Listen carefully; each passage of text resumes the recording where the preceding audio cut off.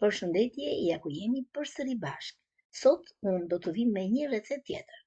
Mini keke me portokallë. Janë shumë të thjeshta për të përgatitur, por dhe shumë të mira për t'i marrë për udhëtimet tona të ndryshme, kur pim atë kafe në mëngjesit, por edhe për t'u dhënë fëmijëve me vete në shkollë apo në ekskursione. Janë shumë të mira. Po t'i shihni, mua më kanë dalë fantastike dhe kanë kulluar shumë mirë. Fillojmë ta demonstrojmë recetën. Vendosim vezët. Do t'i rajmë deri sa vezët të shpërbëhen plotësisht.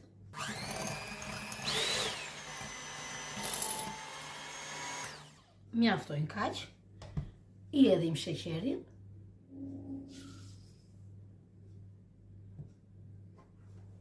I përzijim pak.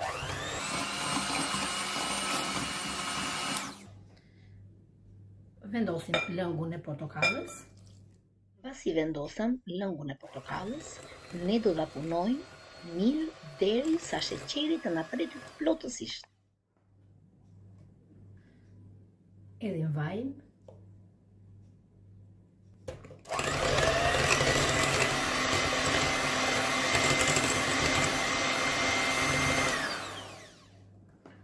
Tani do të vendosim mielin. E siti mielin. Mielli ajroset shumë mirë kur ne e sitim dhe prandaj duhet ta sitim gjithmonë në çdo recetë, sepse përfitojmë ëmbëlsira shumë të mira, të cilat ato na kollojnë shumë mirë. Vendosim pluhurin pjekës. Sheqer vanilje.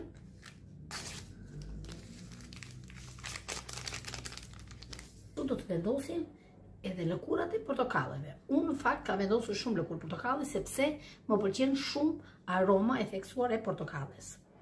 Lëkurën e portokallës që unë e përdor sot për këtë mini kek, e kam mbrojtur kur kam bërë likor me lëkurë portokalle. E vendosa në forma përkatëse të vogla dhe vendosa në frigorifer për ta pasur gjithmonë për ëmbëlsirat, të cilët e përdora sot. Tani do ta vendosim në format përkatëse. I lyejm pak me vaj, ose gjalp si ju do dëshironi, unë preferova t'i lyej me vaj. E shpërndajmë vaj me gjithë format e silikonit.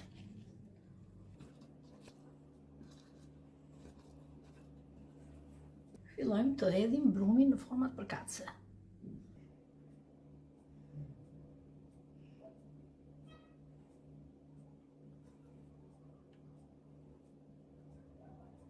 Furrën e kam vënë për të ngrohur në temperaturën 180 gradë. Dua të theksoj diçka, sepse koha e pjekjes varet shumë nga soba juaj.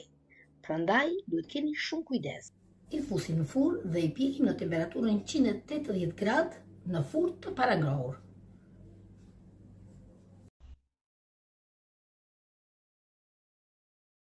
Mini keket na janë pjekur shumë mirë. Tani do t'i heqim nga tava format me mini keket dhe do t'i vendosim në zgarë ku do t'i lëmë derisa të ftohen plotësisht.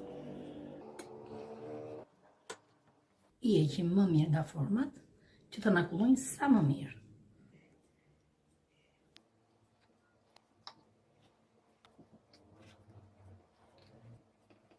Mini keket na janë ftohur plotësisht. Tani do t'i vendosim në një piatancë. Siç e pat edhe vetë videon, receta ishte shumë e thjeshtë për të përgatitur, gjithashtu edhe gjithë secili nga ne i ka të gjithë përbërësit që u përgatit kjo recetë.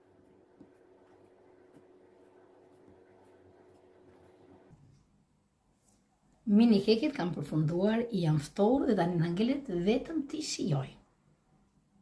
Janë shumë të thjeshta për të përgatitur, po dhe shumë të shijshme për të shoqëruar kafe në mëngjesit apo kafe në mbasdites.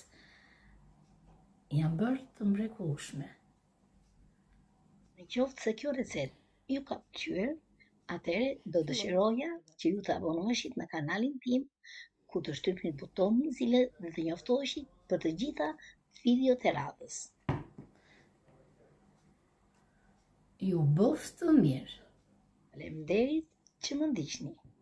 Miru takofshim në videot e radhës.